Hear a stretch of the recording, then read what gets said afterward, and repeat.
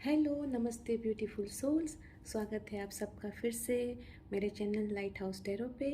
और आज की डेली रीडिंग है 10 दिसंबर 2021 के लिए। हर दिन की तरह यहाँ पर 2 पाइल्स हैं।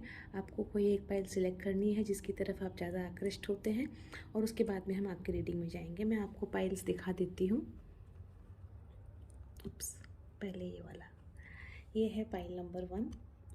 गौर से देख लीजिए। और ये है पाइल नंबर 2।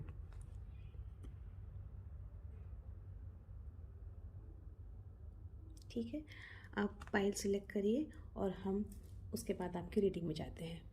सो पाइल नंबर 1, जिन्होंने ये कार्ड सिलेक्ट किया था, ये रीडिंग उनके लिए है। Practice the art of transformation.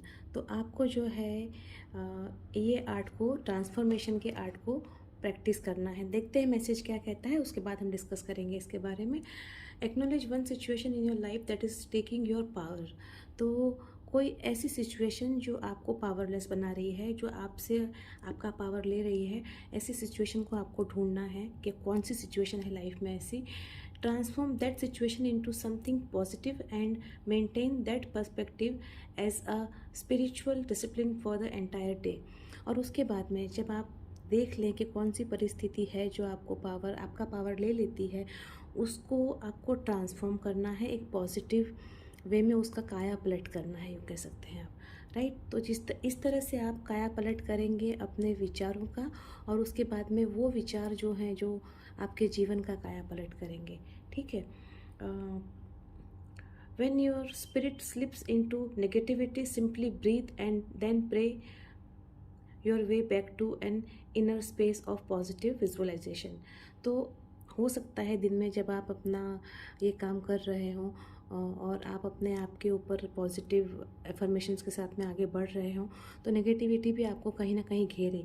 तो उस वक्त जब नेगेटिविटी आपको घेरती है तो आपको रुकना है, गहरी सांस लेनी है, और फिर वापस प्रे करके अपने पॉजिटिविटी के रास्ते पर चलना है आपको। और आपका जो गोल है वो यही है कि practice the art of transformation. तो आपको जो ये ट्रांसफॉर्मेशन का आर्ट है उसका ही दिन भर प्रैक्टिस करना है। मतलब कि आप देख सकते हैं यहाँ पर कि फूलों की जगह पर सब कहीं दिल है। मतलब कि आपको जो है हर जगह पर प्यार ही बांटना है, हर जगह को कंपैशन के साथ में ही हर सिचुएशन को देख करके ट्रीट करना है, और अपने प्यार की बारिश से ही उनको सींचना है। तो ये आपको ट्रांसफॉर्मेशन अपने आप में लाना है। और उसके बाद में यहाँ पर इम्पेशंस का कार्ड आया है, और साथ में ये कार्ड है जो ये कह रहा है कि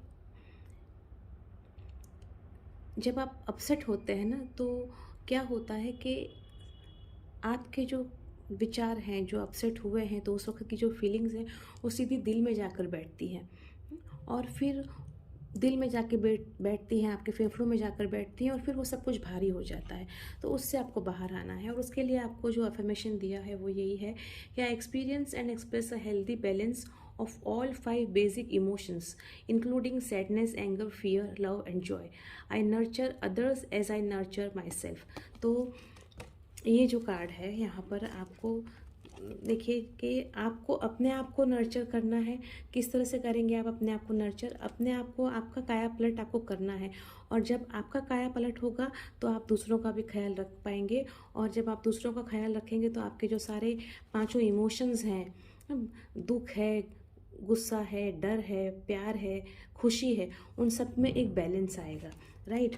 और उसके साथ में इम्पेशंस का कार्ड आया है। तो ये कार्ड यही कहता है कि जब आप ट्रांसफॉर्मेशन ला रहे हैं अपने आप में, जब काया पलट कर रहे हैं, तो आपको एक ही दिन में शुरुआत कल से ही करनी है, 10 तारीख से ही करनी है आपको।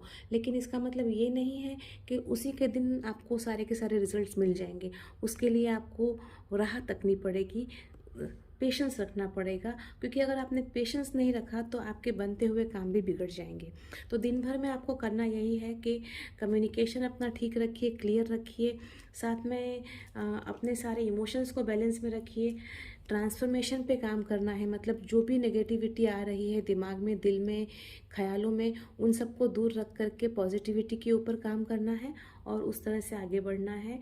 और जब ये करेंगे तो डेफिनेटली एंजल्स आपके साथ में हैं, आपका साथ देंगे हर काम के लिए और आपको सफलता ज़रूर मिलेगी। और फिर इस जो ट्रांसफॉर्मेशन को आप अपने जीवन में कल ला रहे हैं उसको हर दिन में प्रैक्टिस में लाइएगा। सो यही आपको कह रहा है कार्ड्स सारे। और this is all from me, pile number 1। हम फिर से मिलेंगे कल, तब तक के लिए bye bye, take care and good, very good care of your selves and remember what goes around comes around. और कृपया मेरे चैनल को लाइक कीजिए, चैनल को सब्सक्राइब कीजिए। Thank you so much. So welcome pile number 2, all those people जिन्होंने ये card select किया है, एक्ट रादर देन वेट। तो आपके लिए कार्ड यही कह रहा है कि आपको जो है अब काम एक्शन लेने की ज़रूरत है। सही समय का इंतज़ार मत कीजिए, यही समय है, यही सही समय है। देखिए, देखते हैं कार्ड में मैसेज क्या कह रहा है। It says think about something that you have been waiting for. Are you waiting for someone to come in to your life, for the perfect job और salary, for all your prayers to be answered without having to do anything to help them along? What does waiting do to your stress level? तो आप में से कुछ लोग हो सकते हैं जो एक अच्छा जॉब की या एक अच्छे सैलरी की इंतज़ार कर रहे होंगे। कुछ लोग हो सकते हैं जो किसी इंसान का उनकी ज़िंदगी में आने का इंतज़ार कर रहे होंगे। लेकिन क्वेश्चन यही है कि जब आप इंतज़ार करते रहते हैं तो क्या आपके जीवन में स्ट्रेस का लेवल नहीं बढ़ता है? तो आपको करना क्या है, आपको अपने प्रयत्न शुरू कर देने हैं उस चीज़ को पाने के। क्योंकि उस तरह से करने से ये होगा कि आप अपने स्ट्रेस को जो है कम कर पाएंगे। Your goal to recognise that waiting rather than taking action is stressful and unproductive, right?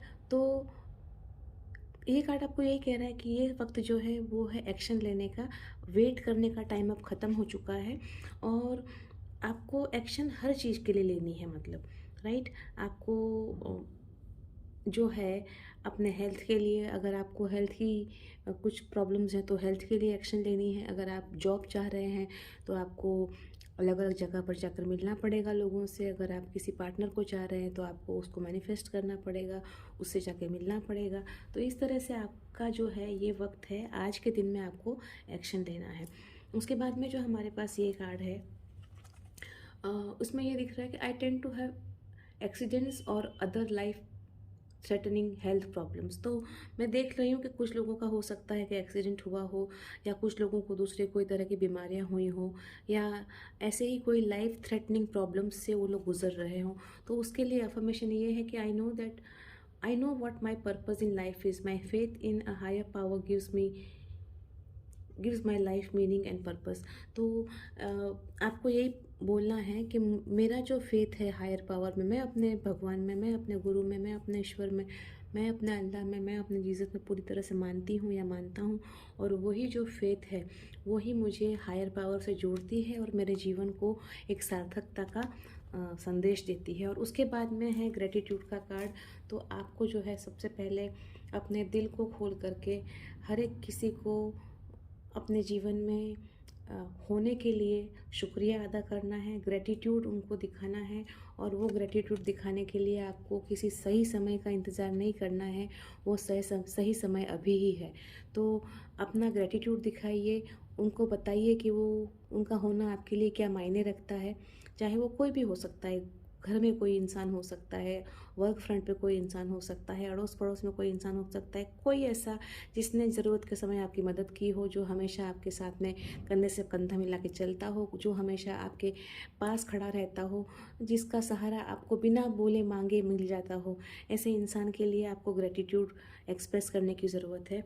उससे ये भी होगा कि आपको जो कर्मा के जो सारे लेसन्स हमको लर्न करने हैं, ग्रेटिट्यूड सबसे बढ़िया चीज़ है कि जितना ज़्यादा आप ग्रेटफुल होते हैं उतना ही ज़्यादा जो है आप अपने नेगेटिव कर्मा को पीछे धकेल देते हैं। तो this is all from me, pile number 2।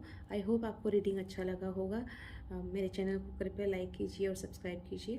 हम फिर मिलेंगे, तब तक के लिए bye bye, take care of your self and remember what goes around comes around. Thank you so much.